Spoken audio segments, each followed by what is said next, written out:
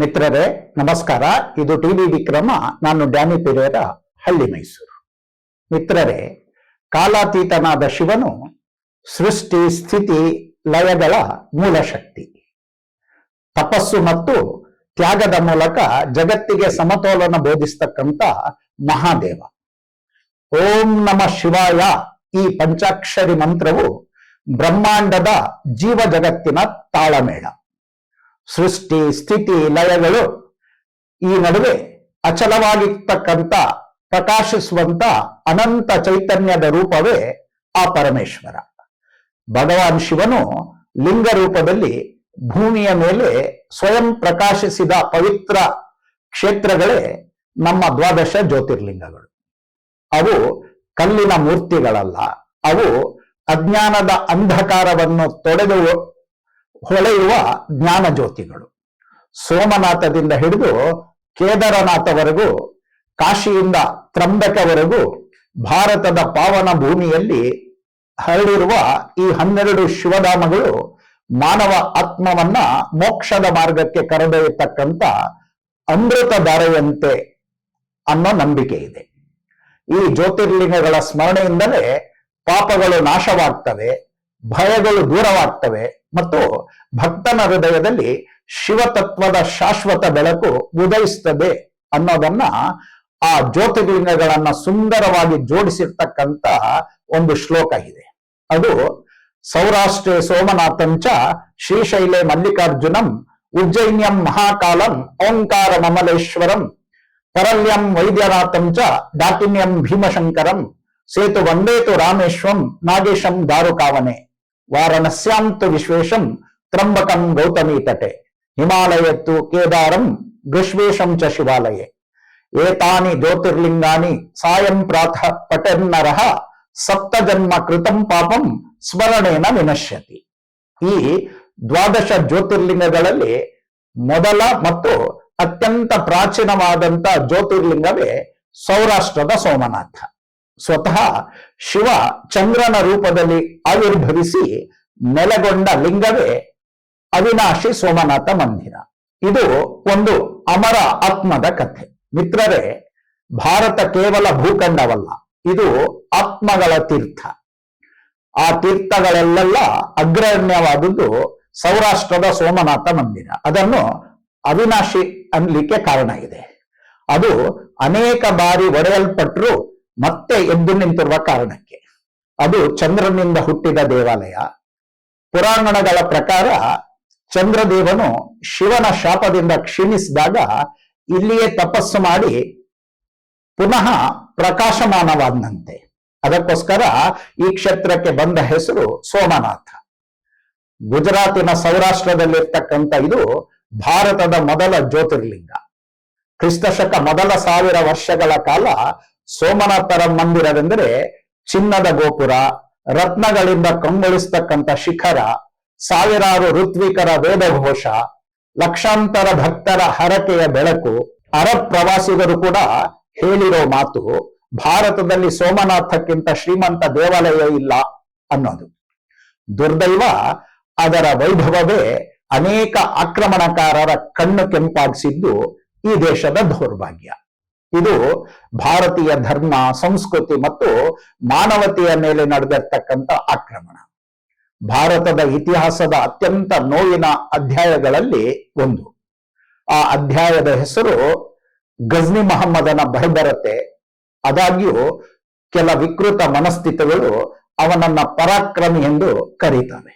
ಆದರೆ ಭಾರತೀಯ ನಾಗರಿಕತೆಯ ದೃಷ್ಟಿಯಲ್ಲಿ ಅವನೊಬ್ಬ ಲೂಟಿಕೋರ, ಧರ್ಮ ವಿಧ್ವಂಸಕ ಮತ್ತು ಕ್ರೂರ ಆಕ್ರಮಣಕಾರ. ಮೊಹಮ್ಮದ್ ಅಫ್ಘಾನಿಸ್ತಾನದ ಗಜ್ನಿಯಿಂದ ಆಳ್ತಿರ್ತಕ್ಕಂಥ ಒಬ್ಬ ಸುಲ್ತಾನನಾಗಿದ್ದ. ಅವನ ಕಾಲ ಕ್ರಿಸ್ತಶಕ 998ರಿಂದ 1030.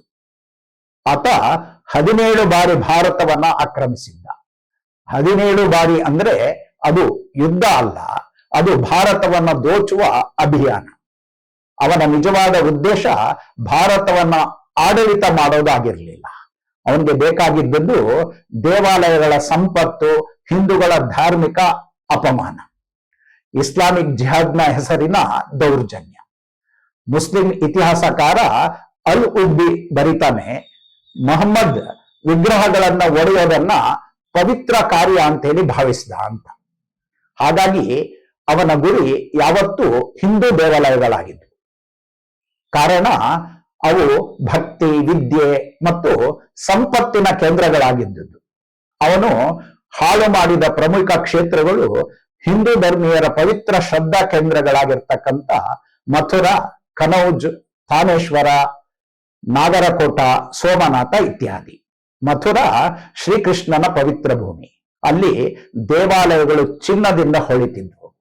ಗಜ್ನಿ ಅಲ್ಲಿ ಪ್ರವೇಶಿಸಿ ಸಾವಿರಾರು ಜನರನ್ನ ಕೊಂದ, ದೇವಾಲಯಗಳನ್ನ ಸುಟ್ಟ, ವಿಗ್ರಹಗಳನ್ನ ಒಡೆದ. ಅವನ ಇತಿಹಾಸಕಾರನ ಹೇಳ್ತಾನೆ, ನಗರದ ಸಂಪತ್ತು ವರ್ಣಿಸಲಾಗದಷ್ಟು ದೊಡ್ಡದು ಅಂತ. ಅದು ಕ್ರಿಸ್ತಶಕ 1025 ಕಾಲಘಟ್ಟ. ಗಜನಿ ಭಾರತದ ಮೇಲೆ ದಾಳಿ ಮಾಡಿದ. ಅವನ ಉದ್ದೇಶ ದೇವಾಲಯ ಅಲ್ಲ, ಭಾರತದ ಆತ್ಮವನ್ನೇ ನಾಶ ಮಾಡೋದು. ಅವನ ಸೇನೆ ಸೋಮನಾಥಕ್ಕೆ ನುಗ್ಗಿತು. ಆ ಸೇನೆ ಶಿವಲಿಂಗವನ್ನ ಒಡೆಯಿತು, ಸಾವಿರಾರು ಸಾಧುಗಳನ್ನ ಕೊಂದು, ಭಕ್ತರನ್ನ ಕತ್ತಿಯಿಂದ ಒಡೆಯಲಾಯಿತು, ಮಂದಿರದೊಳಗೆ ರಕ್ತ ಹರಿಸಲಾಯಿತು, ಚಿನ್ನ ಮತ್ತು ರತ್ನಗಳನ್ನ ಲೂಟಿ ಮಾಡಿದ್ರು. ಆಕ್ರಮಣಕಾರರೊಳಗಿದ್ದ ವಿಶ್ವಾಸ ಅಂತಂದ್ರೆ ಹಿಂದೂಗಳು ದೇವರನ್ನ ಒಡೆದರೆ ಈ ದೇಶದ ಧರ್ಮವೇ ಒಡೆಯುತ್ತೆ ಅನ್ನೋದು.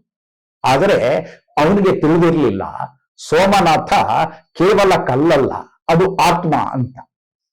ರಕ್ತದ ಮೇಲೆ ನಿಂತ ಭಕ್ತಿಯ ದೀಪದ ಇತಿಹಾಸ ಹೇಳುತ್ತೆ, ಸೋಮನಾಥನ ರಕ್ಷಣೆಗಾಗಿ 50,000ಕ್ಕೂ ಹೆಚ್ಚು ಭಕ್ತರು ಪ್ರಾಣತ್ಯಾಗ ಮಾಡಿದ್ರು. ಅವರ ಕೈಯಲ್ಲಿ ಶಸ್ತ್ರ ಇರಲಿಲ್ಲ, ಆದರೆ ಅವರ ಹೃದಯದಲ್ಲಿ ಶಿವ ಇದ್ದ. ಮಂದಿರದ ಮೆಟ್ಟಿಲುಗಳು ಶಿವಭಕ್ತರ ರಕ್ತದಿಂದ ಕೆಂಪಾದವು. ಆದರೆ ಒಬ್ಬರೂ ಶಿವಾಯ ನಮಃ ಹೇಳೋದನ್ನ ನಿಲ್ಲಿಸಲಿಲ್ಲ. ಗಜನಿ ಮಂದಿರವನ್ನ ಧ್ವಂಸಗೊಳಿಸ್ದ. ಆದರೆ ಅವನು ಹೋದ ಕೂಡಲೇ ಭಾರತೀಯರಾದನ್ನ ಮತ್ತೆ ಕಟ್ಟಿದ್ರು, ಮತ್ತೆ ಆಕ್ರಮಣ ಆಯಿತು, ಮತ್ತೆ ಕಟ್ಟಿದ್ರು. ಇತಿಹಾಸದಲ್ಲಿ 17 ಬಾರಿ ಸೋಮನಾಥ ಮಂದಿರ ಧ್ವಂಸಗೊಂಡಿತು, 17 ಬಾರಿ ಮರು ನಿರ್ಮಾಣ ಆಯಿತು. ಸೋಮನಾಥ ಮಂದಿರ ಭಾರತದ ಅತ್ಯಂತ ಶ್ರೀಮಂತ ಹಾಗೂ ಪವಿತ್ರ ದೇವಾಲಯ. ಅಲ್ಲಿ ಲಕ್ಷಾಂತರ ಭಕ್ತರು ಬಂದು ಪೂಜೆ ಮಾಡ್ತಿದ್ರು. ಆಗ ಗಜನಿ ಆ ಪವಿತ್ರ ದೇವಾಲಯವನ್ನ ಸುತ್ತುವರೆದ, ಪ್ರತಿರೋಧ ಮಾಡಿದ್ದ ಸಾವಿರಾರು ಭಕ್ತರನ್ನ ಕೊಂದ. ಅಷ್ಟಾಗಿಯೂ ನಮ್ಮವರು ಸುಮ್ಮನಿರ್ಲಿಲ್ಲ. ನಮ್ಮವರ ಪ್ರತಿರೋಧ ತೀಕ್ಷ್ಣವಾಗಿ ಇತ್ತು. ರಾಜ ಭೀಮ, ವಿದ್ಯಾಧರ, ರಜಪೂತರು, ಅನೇಕ ಸಾಧುಗಳು ಗಜ್ನಿಯನ್ನ ಎದುರಿಸಿ ನಿಂತದ್ರಾದ್ರೂ ಭಾರತಕ್ಕೆ ಸೋಲಾಯಿತು. ಭಾರತ ಸೋತಿದ್ದು ಧೈರ್ಯದ ಕೊರತೆಯಿಂದ ಅಲ್ಲ, ನಮ್ಮವರೊಳಗಿದ್ದ ವಿಭಜನೆಯಿಂದ. ಆದ್ರೆ ಭಾರತದ ಸಂಸ್ಕೃತಿ ಉಳಿಯಿತು. ಗಜ್ನಿಯ ಅಂತ್ಯವಾಯಿತು. ಮೊಹಮ್ಮದ್ ಗಜ್ನಿ ಸತ್ತ, ಅವನ ಸಾಮ್ರಾಜ್ಯ ಕುಸಿದು ಹೋಯಿತು. ಗಜ್ನಿ ಇವತ್ತು ಅವಶೇಷ ಅಷ್ಟೇ. ಸೋಮನಾಥನ ಮೇಲೆ ನಡೆಸಿರ್ತಕ್ಕಂಥ ಆತನ ಕ್ರೌರ್ಯದ ದಾಳಿಗೆ ಈಗ 1000 ವರ್ಷ. ಆದರೆ ಸೋಮನಾಥ ಇಂದಿಗೂ ಜೀವಂತವಾಗಿದೆ. ಇದನ್ನೇ ಇತಿಹಾಸ ಹೇಳುತ್ತೆ, ಒಡೆಯುವವರು ಮಣ್ಣಾಗ್ತಾರೆ, ನಿರ್ಮಿಸುವವರು ಅಮರರಾಗ್ತಾರೆ. ಸೋಮನಾಥ ಮಂದಿರ ಪುನರ್ ಪ್ರತಿಷ್ಠಾಪನೆಗೊಂಡು ಈಗ 75 ವರ್ಷಗಳು. ಆ ಕಥೆಯು ರೋಚಕ, ಇತಿಹಾಸ ಕಲಿಸುವಂತ ಪಾಠ. 1947ರಲ್ಲಿ ಭಾರತ ಸ್ವಾತಂತ್ರ್ಯ ಪಡೆದ ಬಳಿಕ ದೇಶದ ಮೊದಲ ಉಪ ಪ್ರಧಾನಿ ಮತ್ತು ಗೃಹ ಮಂತ್ರಿ ಸರ್ದಾರ್ ವಲ್ಲಭಭಾಯಿ ಪಟೇಲ್ ಸೋಮನಾಥಕ್ಕೆ ಬಂದಿದ್ರು. ಅವರು ಅವಶೇಷಗಳ ನಡುವೆ ನಿಂತು ಹೇಳಿದ ಮಾತು ಇತಿಹಾಸದ ಒಂದು ಭಾಗ. ಈ ಮಂದಿರವನ್ನ ಮರು ನಿರ್ಮಿಸಲೇಬೇಕು, ಇದು ಹಿಂದೂಗಳ ಆತ್ಮಗೌರವದ ಸಂಕೇತ. ಅವರು ಇದನ್ನ ಸರ್ಕಾರದ ಯೋಜನೆಯಾಗಿ ಅಲ್ಲ, ಜನರ ಸಂಕಲ್ಪವಾಗಿ ಮಾಡಿದ್ರು. ಸೋಮನಾಥ ಪುನರ್ ನಿರ್ಮಾಣಕ್ಕೆ ಭಾರತದ ಜನತೆಯಿಂದಲೇ ಹಣ ಸಂಗ್ರಹಿಸಲಾಯಿತು. ಗ್ರಾಮಗಳಿಂದ, ಪಟ್ಟಣಗಳಿಂದ, ಸಾಮಾನ್ಯ ರೈತರಿಂದ, ಕಾರ್ಮಿಕರಿಂದ ಭಕ್ತರು ತಾವು ಹೊಂದಿದಷ್ಟು ಕೊಟ್ಟರು. ಇದು ಭಕ್ತಿಯ ಕಲ್ಲಿನಿಂದ ಕಟ್ಟಿರ್ತಕ್ಕಂಥ ಮಂದಿರ ಆಯಿತು.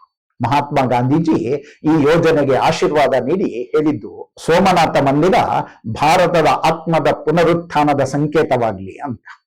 1951ರಲ್ಲಿ ಅಂದಿನ ಪ್ರಧಾನಿ ಜವಾಹರ್ಲಾಲ್ ನೆಹರೂರವರ ವಿರೋಧದ ನಡುವೆಯೂ ಭಾರತದ ಮೊದಲ ರಾಷ್ಟ್ರಪತಿ ಡಾಕ್ಟರ್ ಬಾಬು ರಾಜೇಂದ್ರ ಪ್ರಸಾದ್ ರವರು ಸೋಮನಾಥ ಮಂದಿರವನ್ನ ಉದ್ಘಾಟಿಸಿದರು.